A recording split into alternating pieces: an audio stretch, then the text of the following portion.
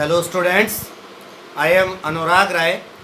In this video, I am going to explain the third poem from your poetry section, English Literature, Hornbill, NCERT, class 11th.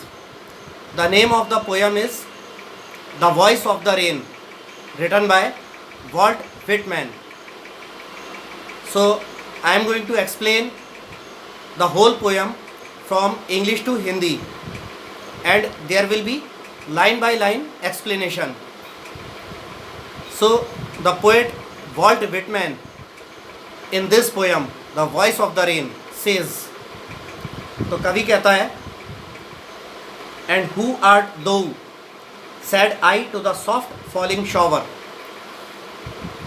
कवि कहता है कि मैंने हल्की हल्की गिरने वाली बौछार से पूछा कि तुम कौन हो. Which, strange to tell, gave me an answer as here translated. और जिस पर उस बौछार ने बड़ा ही अजीब विचित्र उत्तर दिया, जो कि यहाँ मैं कहकर बता रहा हूँ. तो अब कवि जो आगे जो पंक्तियाँ हैं उनमें कवि ऐसा वर्णन करता है कि बारिश की जो बौछार थी वो कहकर बताती है कि वो कौन है. I am the poem of the earth, said the voice of the rain. तो कवि कहता है कि वर्षा की आवाज़ बोली, बारिश की आवाज़ बोली कि मैं धरती की कविता हूँ, मैं पृथ्वी की कविता हूँ. Eternal I rise impalpable of the land and the bottomless sea. तो कवि कहता है कि आगे वर्षा की आवाज़ बोलती है कि मैं पृथ्वी और अथाह समुद्री तल से अछूते रूप से जो है ऊपर की ओर उठती हूँ.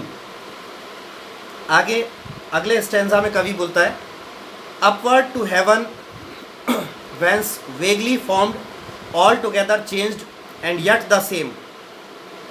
आगे कवि बोलता है कि वर्षा की आवाज़ बोलती है कि वर्षा की आवाज़ बोलती है कि मेरा पानी यानी वर्षा का पानी जो है समुद्र की अथाह गहराइयों से ऊपर जो है आसमान की ओर उठता है और वहाँ पर अस्पष्ट रूप से वो जो है बादल का रूप लेता है. I descend to leave the droughts, atomies, dust layers of the globe. और कवि कहता है कि वर्षा की आवाज़ कहती है कि यद्यपि उसका आकार पूरी तरह से जो है वाष्प से वर्षा में बदल जाता है, फिर भी वह उसी आकार में बनी रहती है और वर्षा नीचे गिरकर सूखे वाले स्थानों को, ड्राउट्स माने सूखे वाले स्थान, सूखा, एटॉमीज़ यानी कण, और dust layers of the globe, और पृथ्वी की जो है धूल की परतों को धो डालती है. तो वर्षा की आवाज़ कहती है कि मैं ऊपर की ओर उठती हूँ, पानी समुद्र की अथाह गहराइयों से वाष्प बनकर ऊपर की ओर उठती हूँ और ऊपर बादल के रूप में रहती हूँ, लेकिन फिर भी मेरा आकार जो है पानी जैसा ही रहता है. और वहाँ से वर्षा कहती है कि वहाँ से मैं नीचे गिरकर सूखे के इलाकों को, ड्राउट्स, और एटॉमीज़ यानी कणों को, धूल मिट्टी के कणों को और पृथ्वी के, इन सबको मैं धो डालती हूँ और सूखे के इलाकों को तर गीला कर देती हूँ. आगे, and all that in them without me were seeds only, latent unborn. और आगे वर्षा की आवाज़ बोलती है, कवि ऐसा लिखता है कि बिना वर्षा के जो बीज जो है पृथ्वी के अंदर उगाने के लिए डाले गए थे, जो कि वहीं रहते हैं, उगे नहीं हैं, वहीं के वहीं धरती में ही छुपे रहते हैं. बिना वर्षा के वो बीज जो है जो फसल उत्पन्न करने के लिए धरती में डाले होते हैं, वो बिना वर्षा के वहीं की वहीं धरती में, मिट्टी में दबे रहते हैं. आगे कवि लिखता है अगले स्टैंजा में, and for ever by day and night I give back life to my own origin. और दिन रात हमेशा मैं अपने खुद के ही ओरिजिन को, अपने खुद के ही उद्गम को जीवन प्रदान करती रहती हूँ। तो मतलब ये एक साइक्लिक मूवमेंट है, चक्रीय जो है गति है कि वर्षा जहाँ से बनकर आती है, बारिश के दिनों में नदियों में, तालाबों में समुद्र का पानी भाप बनकर ऊपर उड़ता है, इवेपोरेट होकर ऊपर उड़ता है और वाष्प के रूप में आसमान में बादल बनकर मंडराता रहता है। फिर रेनी सीज़न आने पर वही कंडेंस होकर फिर से बारिश बनकर बरस जाता है।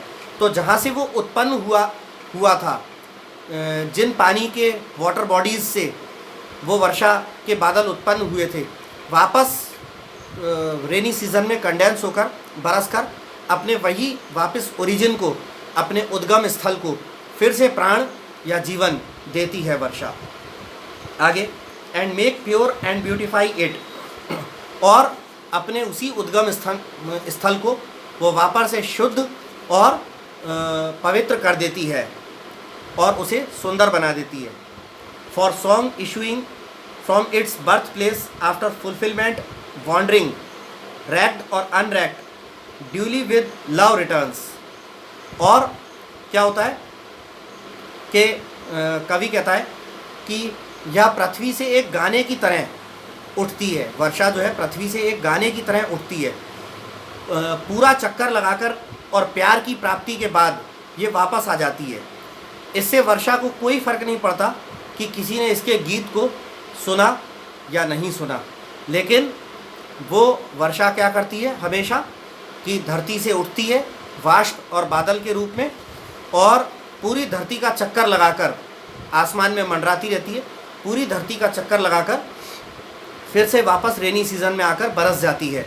और वर्षा को इससे कोई फ़र्क नहीं पड़ता कि उसकी इस पूरी गति को, उसके उस पूरे जीवन को, जो कि गीत रूपी जीवन है, उसको किसी ने सुना या नहीं सुना। तो ये आपकी इंग्लिश लिटरेचर हॉर्नबिल्स के पोइट्री सेक्शन की थर्ड पोयम, जो कि प्रोज के थर्ड लेसन के पीछे दी हुई है, third poem the voice of the rain, Walt Whitman के द्वारा लिखी गई ये कविता थी। इसके आगे अगली कविता मैं आपको अपने अगले वीडियो में एक्सप्लेन करूँगा। So students, if you like my videos, please subscribe my YouTube channel Anurag Rai English tutor if you haven't subscribed it so far. Thanks.